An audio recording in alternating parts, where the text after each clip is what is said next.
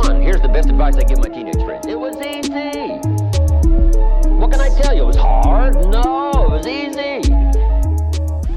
What's going on, guys? It's your man House Buying Brian. In this quick tutorial video, I'm going to show you guys how I determine ARV. So let's say we're finding the ARV for a property 123 Main Street.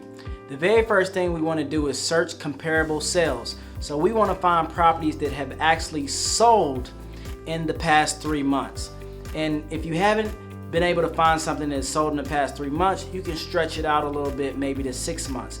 But we want to look at sold comparable sales, not active, not pending, and not expired. So we really want to pay attention to the sold. So here are the parameters. This is what we're looking for. Those properties, we want it to be in at least a 0.5 mile radius. If we can't find anything, we can stretch out a little bit further, like a mile.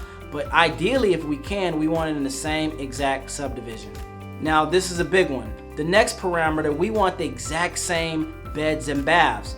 A 3-bedroom house with 2 baths is very different than a 3-bedroom with 1 bath. When you start to talk about families and everything like that, that can grossly affect the value of a property. So we want the same beds and the same baths. All right, the next thing is we want plus or minus 10% square footage.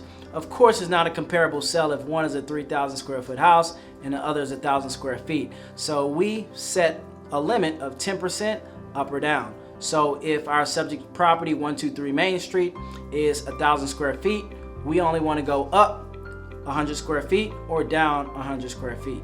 All right, our next thing is elevation. We want to make sure that we're comparing apples to apples. So if one property, 123 Main Street, is 1 story, we want to make sure we compare it to a 1-story property and not a 2-story property. Next thing, we want to make sure that the exterior matches. So if we have a brick home, which is 123 Main Street, we want to make sure that the comparables are also brick and not wood or hardy plank or another type of exterior, because some exteriors are more valuable than others. So we want to make sure that the exteriors match. Another parameter that is very important is, does the property have a garage or does it not have a garage? Because a property with a 2-car garage, of course, is going to raise more value than a property with no garage and just a driveway. And finally, guys, we want to make sure that the ages of the homes are quite similar. We don't want to be comparing a brand new home that was built within the last 2 years to a home that was built in the 60s or the 70s. So we usually try to take a 5-year span to compare those homes to. So we don't want the homes to be more than 5 years apart. So I hope that helped someone out and gave you clarity on how to find ARVs on properties. And if you got any value for that video, please like, share, subscribe, and follow me on Instagram. I'm very active on there, House Buying Brian. I'll see you guys in the next video. Mr. Rohn, he said, if you will change, everything will change for you.